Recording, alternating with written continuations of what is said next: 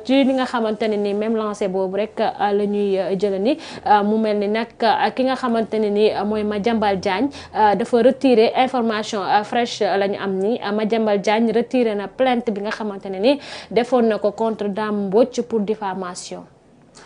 waaw parce que fi ñu toll nii nekkatuñu ci temps politique comme ñoom niñ koy gisee. parce que comme ñoom dañoo yor li netti ancien système bu njëkk bi. alors que bu fekkente ne campagne dugg na. lu la neex war ngaa mën a wax dara du la ci fekk te loolu sax day dañ. moom léegi comme xam nañ ne léegi gis nañ ne mbir mi du ay caaxaan parce que gis nañ ne ñiñ yaakaaroon ne ay intouchable nañ yëpp yoon mi ngi leen di woo pour ñu traduire leen. par rapport ak seen propos yi nga xam ne ñoo ngi koy wax te xamuñu fan lañ ko teg. ak ay accusation gratuite. c'est-à-dire man dama jàpp ne di wane ne da ngaa nekk ku am relation ak état profond. waaw qui est intouchable. tout ce qui est état yow xam nga ko lu la neex war nga mën a wax donc su dee lu bon sax war nga ko mën a wax parce que yow daa am noo mel yooyu noonu lañ bëgg mu jeex ci dëkk bi amul Madiambal Diagne amul Madiambal Mbengue donc ñun ñëpp a ci yem koo xamante ne wax nga naka sudul loolu dañ la war a moom moo yey sax retiré ko parce que nag il faut mu retiré ko te sax retiré ko sax du ko ci tax a génn parce que tamit aussi xam nga dama jàpp ne journaliste comme ni ma koy faral di waxee dafay représenter opinion publique mais du polluer opinion publique parce que tout simplement yow bu ñu dee wax ci développement du la arranger. mais il n'est plus journaliste il enlève sa casquette de journaliste pour être acteur politique nee na léegi moom nekkatul journaliste. waaw mais xam nga moom day jaxase rek. moom ak beneen waa ji ñoo yem dañuy wax dara ne ñoom. retiré nañ seen nangam ba pare boo liggéey ñu gis leen ci loolu. c'est-à-dire sincère par rapport ak li nga xamante ne moom la ñuy wax. gis nga li fi nekk mooy ni ñuy doxalee ku ko gis xam ne mësul nekk sax journalisme man de man mësuma koo reconnaître sax ci ay affaire de journalisme man dama jàpp ne rek kuy téye presse la di ci business di ci manipuler di ci dóor martu loolu rek laa ci gis parce que loolu rek lay def loolu lay bind mais yow nan ngay toogee information yi gën a faar moo koy joxe de waaw mais information yi gën a faar te bëri fen xam nga problème mooy protocole Cap Manuel bi waaw léegi yow da doon wax protocole Cap Manuel waaw léegi Macky Sall weddiwu ko nee na rek a weddi noonu rek waaye loolu am na waaw déet xam nga yow su dee yow da nga ne yow ci da nga am ay source su dee da nga am ay source Macky Sall mën nga ko reprocher lu ne mais moom bu meree du nëbbu li muy def ñooñu xam nañ ko Macky Sall xam nañ ko beneen bi ci tege Macky Sall su fekkonte ne dafa am protocole Cap Manuel waaw mais lu tax kenn fayu ko salaire am moom lu tax amul salaire ba léegi kenn joxu ko dara parce que état bi dafa jàpp ne liggéeyatul Sénégal koo xamante ne yaa ngi say 4P 4P yooyu loo bëgg na la ko jox xam naa dafa dem ba 4P yi dëgër mu ne léegi day démissionner pour ñëw te Macky Sall am na ñu ne dafa bëggoon a ñëw kon donc moom li nga xamante ne moom lay wax ci ay information xam nga moom laay wax polluer opinion publique bi maanaam nit ñi di nekk seen xol di tàng ci information boo xam ne yow yaa ko wax te du dëgg wala nga détourner objectifu information bi c'est-à-dire information bi am na mais dañ cee sos loo xamante ne moo gën a mais loolu gars yi xam na ni ñu koy defee nag yow it da ngay sos ci côté information bi loo xam ne moom moo gën a tar c'est-à-dire bu ko gars yi déggee loolu rek la ñuy xool duñ gis li ci des. dëgg la tey jii boo tegoon fii ndox mu yem mu nga xam ne mën naa cee naan. nga teg fi ndox mu tàng jër nga xamante ne degré bi dafa am nu mu toll nga xamante dootuma xool ndox mu tàng mu sedd bi ndox mu tàng bi rek laay nekk di wax. mooy nga détourner objectifu information bi. détourner l'opinion publique. waaw mais xoolal li ñu waxoon ci. Banque mondiale nee na waa Banque mondiale dañoo ñëw fii wax Sénégal ne leen don du leen mën a jox dara waaw parce que yéen da ngeen nekk ci ay situation yu catastrophe wala nangam mais nekkate information bi du dëgg du moom moo ko bindoon mais ban demee ba ci biir ndeke Diomaye moom moo leen wax bàyyi leen ban def suñuy audit ba pare suñu defee suñu audit ba pare su ko defee ñun dinañ leen ko gaaral après ngeen ñëw ñu commencé liggéey ndekete information bi loolu la woon mais combien de semaines wala de jours lañ fi am ñu nekk ci information yoobu di ko wax te dara du ci dëgg beneen bi ci tege wax nañ fii primature maanaam 3 mois la am yàq luy tolloog 12 milliards yaa ngi dégg ñu ne Sonko dafay pasare xaalisu primature ndekete moom li muy wax mooy audit bi ñu doon def avant la woon c'est-à-dire chaque 3 mois dafay am nga xamante ne 12 millions yooyu da nga koy diviser par 3 Sonko door a consommer loolu léegi les 6 milliards yi mu wax ne moom la consommer loolu fan la ko teg te moo la gën a xam li muy wax c'est-à-dire loolu laa la bëgg a wax mooy à chaque fois dañuy jël ay information di ko manipuler contre l'opinion publique yi di leen polluer parce que ñoom loolu mooy seen marché bi nga xamante ne moom la ñuy doxee kon loolu muy def li muy wane rek mooy rupture a ngi am de rupture mi ngi am parce que mënatoo fee nekk di wax ak nit nga dem ba ci biir gis ne amoo dëgg nga xam ne boo demee ci baar bi du la arranger nga retirer sa plainte te loolu boo ko defee ku mel ne Dame Mbodj moom xam nga Dame Mbodj moom ñëpp xam nañ ko mën naa continuer ensonner li nga xamante ne moom moo di wàllu plainte bi ak yu mel noonu kon jàpp naa ne yooyu noonu il faut ñu combattre ko c'est-à-dire ay accusations gratuites ay wax lu la neex tuumal gor lu la neex ba pare dem tëdd sa kër di naan ataaya loolu ci boppam moo fi war a jeex wala nga xëy suba boo naanee café gi amul sukkar rek nga daan ne diw waxul dëgg wala nga dal ci kaw diw yooyu dafa yomb trop moo tax ma jàpp ne moo yey retiré ko te gëm naa ne ñeneen ñu dul moom it aussi dinañ retiré te boo xoolee sax Sénégal pour l'instant nii boo ko xoolee nag dafa dal coow li bëri na nit ñi mën nañoo am ay problèmes yu mënul ñàkk mooy ay mais dal am na waa instant bi moom il faut ñu dal tamit parce que lépp jàll na il faut ñu may nit ñi tamit tuuti jàmm il faut ñu may nit ñi dund seen rêve yi waaw yow du question am nga loo def sa poste mën nga voyager nangam rek mais xale bi dëkk ci dëkk bi di door a màgg xanaa kooku yow avenir am intéressé wu la xale boo xamante ne dafay màgg bëgg am ay rêve bëgg ko kooku da nga ko war a soutenir da nga war a bëgg li mu nekk dëgg la loolu moom mooy nite mais ñàkk naa li may ñàkk rek dama ciy xëpp suuf loolu moom jàpp naa ne dafa nekk lu nga xamante ne ñëpp dañ koy xam mais sénégalais yi dañoo am ful la joo nga xamante ne yamuñu sax ci di entretenir seen rêve mais ñi fi nekk di xajamal rêve yi jàmmoor yi ñooñu ci boppam aussi la ñuy bàyyi xel chaque jour. dëgg la am na solo bu baax a baax képp koo xamante ne nii rek yaa ngi koy tuumal de diffamation ndax bëri na tamit gars yi une deux trois ñu ne diw daf ma diffamé dem yóbbu ko ci yoon tamit nañ bàyyi yooyu noonu nga xamante ne nii tout le temps rek day indi li nga xamante ne nii ay polémique indi na fi coow loo xamante ne nii sénégalais yi ñu bari ñàkk nañ ci seen ay bakken loolu rafetul te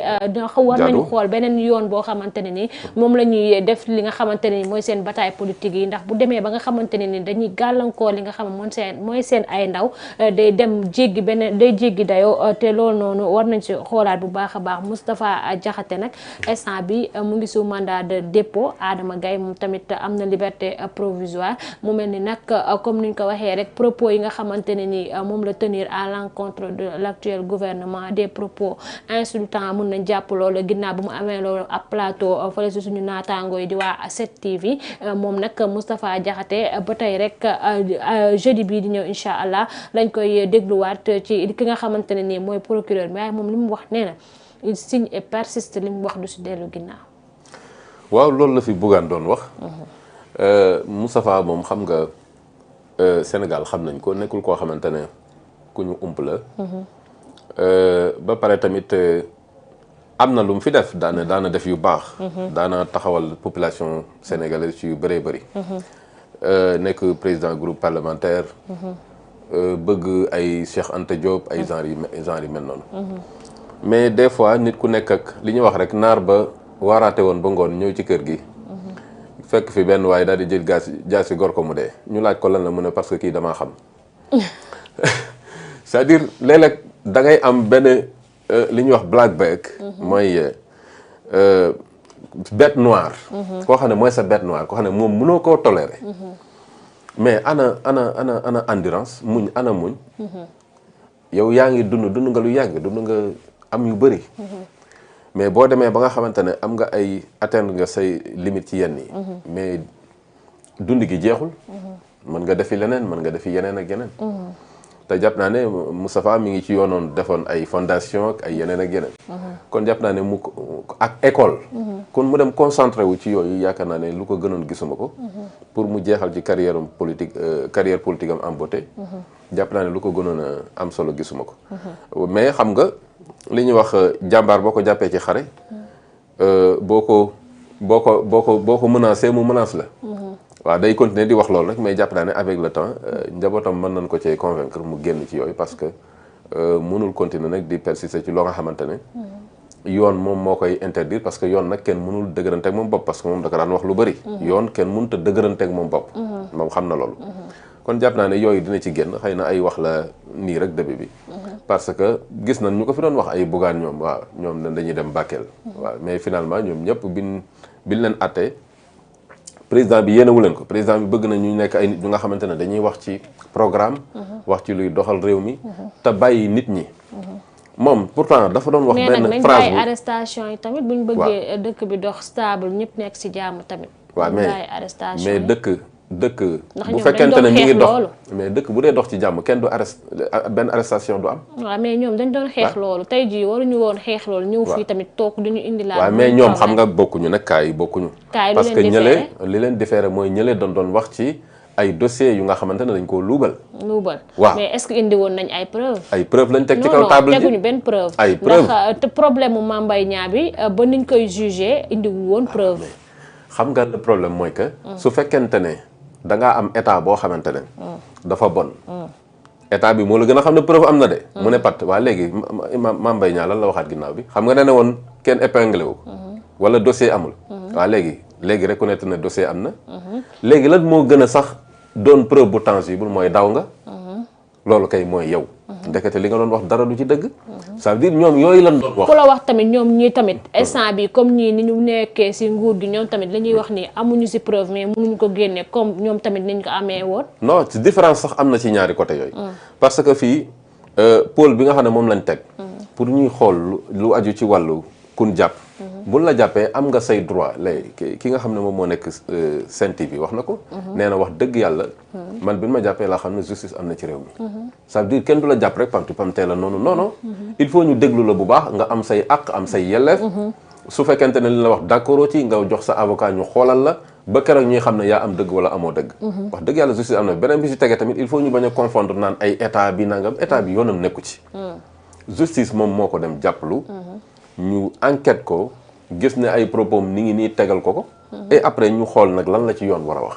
jàpp naa ne loolu mais nag xam nga lan moo gën a bon. yow nit ki dafa gis nga yor système boo xamante ne système tuumalaate la. ak di répressionner ak di fexe jàpp nit ñi di leen tëj ak di leen tiital. pour bëgg fee nekk ab dictateur. ñu ne la sa mandat jeex na nga ne damay def 3e mandat ba pare naan nii oui nii non di jaay nit ñi. ay da ngeen ma koy ñaan ci njëkk ak teranga ak di fëgg ay table.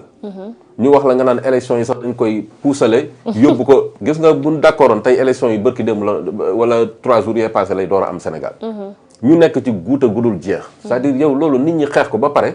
jëlee la fi ndax sa système bu bon. parce que yow da ngaa demoon ba da ngaa lottu. ba mënoo politique sax politique bu élégant. parce que da nga jàpp ne soo ko defee da ngay ñàkk. léegi lan ngay jël police ngay jël nervi ay policiers nga jaxase leen ak ay nervi dem bay dugg ci gendarmerie ak police ak armée di def lu ne c'est-à-dire ñun dañoo amoon système bu yàqu c'est que ñun ñooy état bu fort bi ñun population sénégalaise état bu fort lañ dem ba nga xamante ne faalewuñ sax ay police ak sénégalais moom li comme ni ñu koy waxee boo ko menacé dafay xaru day taxaw ci sa kanam xaru ñoom sax ñoo koy tuddee xaru mais du xaru loolu martyr la kon jàpp naa ne yow boo amee population bu mel noonu boo xam ne naqari wu ñëw diriger ci seen lewet ak ci seenu baax nga dem ba nekk ci nit ku nga xam ne yaa gën a arrogant ci monde bi maanaam yow li nga am sax Firawna amu ko yaa ngi dégg Firawna daawul yéeg avion Firawna amul avion su bëggoon a dem fenn du sottee noonu mën na am ay weer ci yoon bi yow heure boo soxlaa ñu jox la jet privé nga déplacé wu fu la neex yow ak sa njaboot loolu Firawna da ko am Firawna dafa amoon armée bu fort bi nga xamante ne boo ne nii ñoom ñëpp jóg ñu fi bëri dañuy tëkkale Firawna seen bopp mais Firawna sax ci seen jëmi bopp ñoom conditions yi ñuy dund Firawna mosu koo am voilà léegi yow nga dem ba raw Firawna ñu wax la nga naan waa léegi da ngeen ma koy ñaan ci njëkk ak teranga léegi façon système yi mel noonu duñ ko fi jëlee nit ñi jëlee ko fi léegi bëgg fee teg loo xamante ne lu am importance la yow nga bëgg a def nga bëgg a jëliwaat li nga xam ne moo xewoon démb naan démb ñoom lii lañ doon def bëgg koo comparer ak li xew tey alors que léegi li ëpp ci population bi ñoom dañu expérimenté wu ne lii fi nekk moom moo ñu gënal li ngeen doon def bëgguñu ko yow ngay jël ca lan doon def ne moom ngay comparer ak li nga xam ne moom moo xew donc loolu yaakaar naa ne doo ci mës a am ndam kon ñi nga xamante ne dañoo yaakaaroon ne xëy na dañoo nekkoon ay acteurs majeurs ci li nga xam ne moo doon xew démb nan yëg ne seen temps jeex na buñ yëgul ne seen temps jeex na nag justice dina leen xamal ne yéen seen temps ala it's over jeex na the game is over waaw comme ni ñu ko waxee rek li nga xamante ne nii balayage du système bi lañ yóbbu fële ah. oui système bi dañ koo suul. waaw kon de xëy na la baaraam yee ci des ak yooyu. mais am na ñu des ci système bi de. waaw xam nga système bi des na ay. bàjjen national ci système bi la bokkoon de. waaw mais xam nga fi ñu toll nii la Erdogan defoon rek. Erdogan bi mu ñëwee gars yi naan waaw système bi la fi nekkal Erdogan di faxas système bi nànk-nànk. système dafa dëgër bopp. waaw mais Abdou Khadre mu rey. système dafa dëgër bopp mais mën nga koo suul ndànk-ndànk. Erdogan danaan toog palem ñu di ko enregistré. mu yëg ne ñi ngi koy enregistré. mu wax li nga xam ne ñoom moom lañ bëgg a dégg de. su paree mu woowaat ministre yi ci suuf dem ak ñoom foo xam ne kenn xamu leen. mu wax ak ñoom liñ bëgg a dégg. ñaari réunion lañ daan def. moo tax gis nga bi ñu ko bëggee coup d'état sottiwul maa ngi dégg fii ay sénégalais ay soi-disant sénégalais xaw ma la soi-disant journaliste. ñu naan ay complot la du benn complot. dañ koo bëggoon a rey. te loolu loxo américain yëpp a ngi ci biir. kon système da ngay naxanteeg moom ndànk-ndànk di xeex ak moom. jël sa matuwaay. man de li ma jàpp moom mooy loolu sax jàpp naa ne ñoom ñi ngi ci. dañoo war a am ay renseignements généraux yu fort. yoo xamante ne ñëpp la ñuy contrôler état ak tout le monde. parce que boo amul ay renseignements généraux yu fort di nga am lu la bett. am nañ ko. voilà am nañ ko. renseignements généraux yu fort. yu bokkut ak renseignements généraux yi ñu xamoon laa wax de. ñu changé. waaw yeneen renseignements généraux ci côté bi. pour ñu xam ñoom ci lan lañ nekk parce que soo ko defulee ñoom xam nañ état bu baax te xam nañ fu ñuy jaar. renseignements généraux yooyu mën nañ bokk ci système bi tamit de. renseignements généraux non ñoom xam nañ système bi xam nañ leen bu baax. parce que ñoom ni ñu doon amee ay information ak ni ñu xamee ñu bokk ci système bi ñëpp. ñoom mën nañoo tànn ay nit ñu nga xam ne doon laale ci système bi. te tey xam naa dinañ ci ñëw ci kanam tuuti sax. boo gisee tey ñu jàpp cocaïne bu bari nii lan la. c'est parce que am na lu ñu changé. dëgg la ab étranger mënul tëb dugg ci dëkk bi nii comme ça naan day yor ay 18 milliards affaire cocaïne contre valeur. dëgg la loolu su ko defee rek am na koo xamante ne mi ngi ci biir système bi moom moo koy guider. dëgg la waaw mais comme dem na ndekete information yi ñu ko doon jox baaxul mu am mbetteel. dëgg la waaw noonu rek la mel c'est-à-dire li nga xamante ne moom moo di système moom. da nga koy traquer. surtout système bu baaxul. tant que yaa ngi gën a exister parce que nag fi appareil bi gënoon a baax ñàkk nañ ko. mooy amatuloo accès ci li nga xam ne mooy armée amatuloo accès ci police. amatuloo accès ci armée yi. amatuloo accès tamit aussi ci li nga xam ne moo di données yi. te au contraire lépp lu nit doon def auparavant yaa ngi koy gis di ko lire. donc yow yaa gën a nekk ci appareil bi. dëgg la kon mën ngaa nekk ab système di comme rek nit ku nga xamante ne da nga koo dóor ba muy miir muy dóor ci air bi. dina dóor nag mais li muy dóor du porté. voilà kon jekkali ko yaakaar naa ne dina yomb. te jàpp naa ne fi ñu toll nii yaakaar naa ne local moo leen dese. waaw local bu ñëwee yaakaar naa ci la cër yi nekkoon yi desoon ci lañ koy faxas mu jeex une bonne fois. maire Tëngéej ba de nee na moom mu ngay accuser ministre des finances Cheikh Diba man maire Tëngéej man instant bi man danga xam man fan laa ko war a mun a qualifier maire Tëngéej. maire Tëngéej loolu laay tuddee sukuraat politique.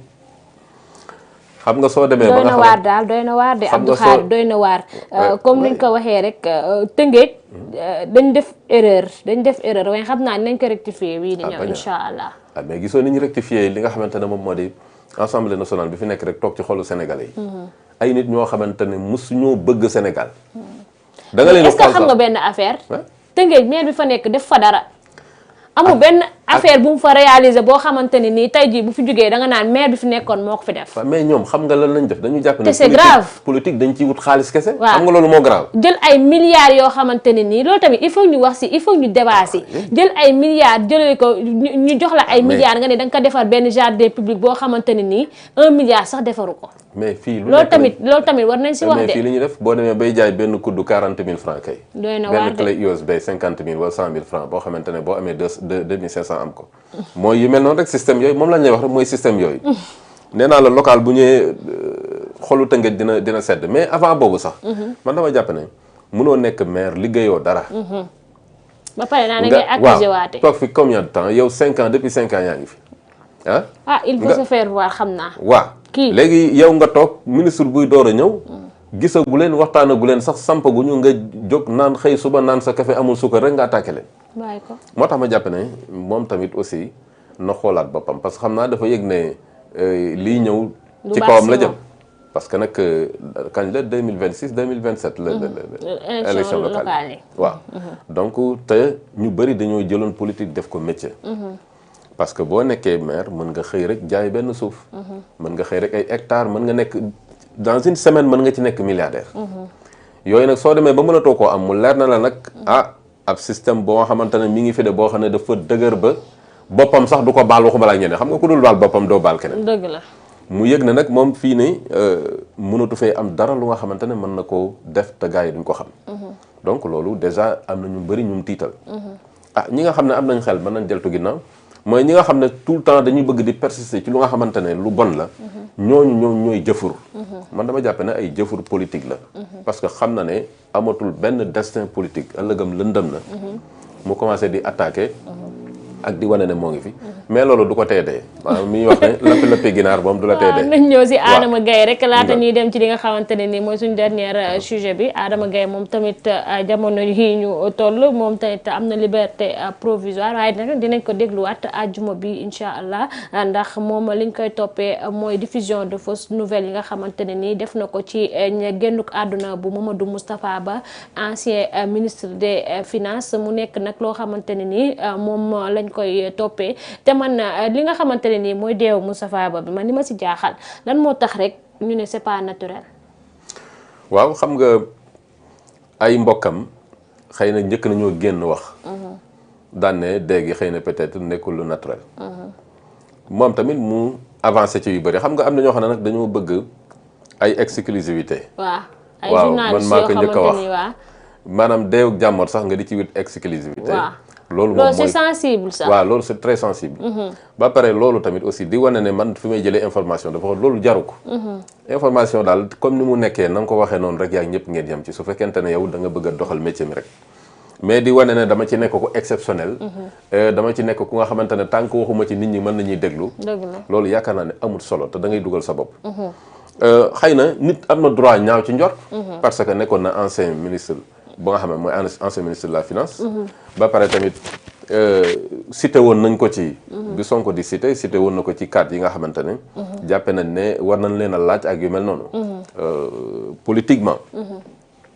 alors donc mun nañ ñaaw njortu wala nga laajte mais façon bi ñu koy defee c'est-à-dire façon bi moom moo rafetul. buñ doon def dañuy wax information bi yem ci.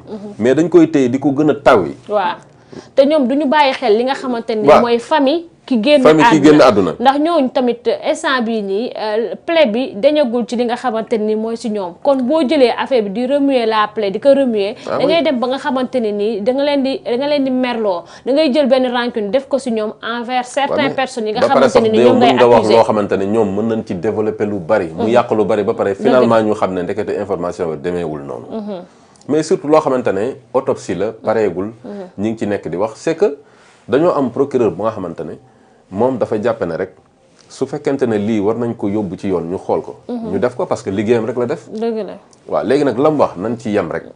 parce que ñoom ñooy dem ba am ci accès ci bagage ci yeneen. mais yow da ngaa toog fi nga toog rek di poser ay questions xam nga loolu ñëpp mën nañ ko. waaw dafa duggoon ci train. waa train ba mu duggoon. animu mais loolu xam nga mën nga koo poser man mën naa koo def. waaw vraiment voilà vraiment léegi su fekkente ne yow da ngaa jàpp ne dafa dugg ci train. te duggul ci train nag. te si jàpp nga yam. waaw tu supposes seulement. waaw da ngay supposé. waaw wala nga yaakaar ne ci hôtel la nekkoon. te nekkul woon ci hôtel nag. wala nga fa nga yaakaar ne fa la nekkoon yow da ngaa basé wu rek ci données yi nga xam ne moom lan la jox te alors que données yooyu mën na bañ a nekk données yu baax. koo xamante ne sax intention baaxul mën na la koo jox. dëgg la voilà su ko defee nga nekk ci di wax ba wax ci loo xamante ne waroo koo wax. toog ak ay nit yu nga xamante ne ñoom it bëgguñu jàmm dafa am ñoo xamante ne rek wax dëgg yàlla dañuy bëgg tout le temps problème di am. dafa am benn dongo bu ñu daan jàngandool mu koy nettali nee na bu daara ja bu ma saan nekk daara ja day bëgg tout le temps dëj di am. parce que bu dëj amee duñ jàng. ba pare dina bëgg a dem fa mu bëgg a dem xoola kooku ni muy imaginer. parce que lan parce que moom méttiwaayu daara ji moo ko neexul. ak njàng mi. kon donc am na ñu nga xamante ne réew mi ni muy doxee dafa jëmul ci seen côté. parce que dañoo tàmmoon bu ñu waxee ba pare génn dem fenn ñu jox leen benn 500000 wala nga dem fa la ñu dajale jox la benn nangam yooyu ngay tàmm noonu. mënatoo koo am. dëgg la da ngay bëgg jàmm du am. kon jàpp naa ni yooyu dafa nekk ay mbir yu nga xamante ne daal rafetul doyen Adama moom nawoon nañ ko fi mi ngi woon ci xeex boo xamante ne bu noble la. nit ñëpp di ko ci jàppale mu ubbi ay buntam. booba amul WhatsApp boo xamante ne da nga koy tëj. wala di bloquer nit ñi wala ngay bloquer ay Facebook yu nga xamante ne mais tey nga def sa njombe ba am problème. nga ñëw naan kaawteef am na man gëj naa dégg sa façon wax yu mel noonu nee na déglu leen kaawteef amati na daal di koy wax ci langue yëpp anglais français partout. xam naa bu déggoon arabe sax dina ko ci wax.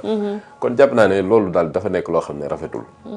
moom mag la ba pare àgg na ci yenn at yi Sénégal dal comme ni ñuy wax c'est-à-dire dafa mel ne mag ñu xamandiku mag ñoo xam ne yaruwuñu depuis seen enfance dañuy def loo xam ne comme xale yi ñoom ñoo koy def yoo xamante ne yow jeune bi comme sa classe dépassé nañ ko xalaatuñ koo def day gis am mag mu koy def mag mu nga xam ne boo ko joxul ndox sax muy reewantu kon jàpp naa ne yooyu dafa war a nekk yu nga xamante ne dañ ko war a dépasser parce que génération bi moom mën nañ tolérer lépp ba mu des mag moo xamante ne yaruñu ko loolu moom mënuñu koo tolérer kon jàpp naa ne mag nag mooy yar boppam wala mbedd mi yar ko parce que passé na fu ko bàjjanam di yare ak ay yeneen wala nag yoon def liggéeyam wala sinon bàmmeel def liggéeyam. dëgg la waaw loolu rek moom moo ci nekk. am na solo bu baax a baax booy jógal li nga xamante ne nii mooy information en tant que journaliste boo xamante ne nii yàgg nga si métier bi. yow doo si novice mën nga ne jàngal nga ñu baree bare ci ay kàngam. tey jii am na yenn erreur yoo xamante ne nii warulaa dal te war nga see bàyyi xel bu baax a baax. li ma ci jaaxal mooy lu tax sénégalais buy jàngale dafay brillant ci école yi. mais bu demee ci politique bi rek. ñam doon jàngal mujjee nekk ay professeur am. dëgg la parce que Ismaïla Madior Fall xaw gis nga ko ni mu mel. il est brillant. super brillant nag ko nga xamante ne ñëpp bëgg nañ ko. mais mu dugg ci politique rek. jël constitution bi jël constitution bi. bëgg kaa def affaire juriste. di ko taal def ko te xamul ni sénégalais yi duñu ay juriste mais xam nañ yoon. ak ñoo xam yoon sax. mu ngi noonu lépp rek ñu bàyyi xel ne comme ni nga ko waxee rek booy def sa liggéey comme genre yooyu noonu ni ngay def prestation de serment kon am na yoo xamante ne yu bëree bëri da nga siy bàyyi xel bu baax a baax te aussi ñuy ànd ak li nga xamante ne ni mooy éthique ak déontologie ñu jeexalee ak li nga xamante ne ni nag mooy 235 kilogrammes de cocaïne bi nga xamante ne ni saisir nañ ko muy la douane sénégalaise ñu saisir ko ci li nga xamante ni mooy fële ca Koungheul mu mel ni nag ci benn ab L200 moo yoroon boobee cocaïne contenir ko naroon ko dugal fii ci territoire bi ñu saisir ko mu nekk nag liggéey bu am solo comme ni nga ko waxee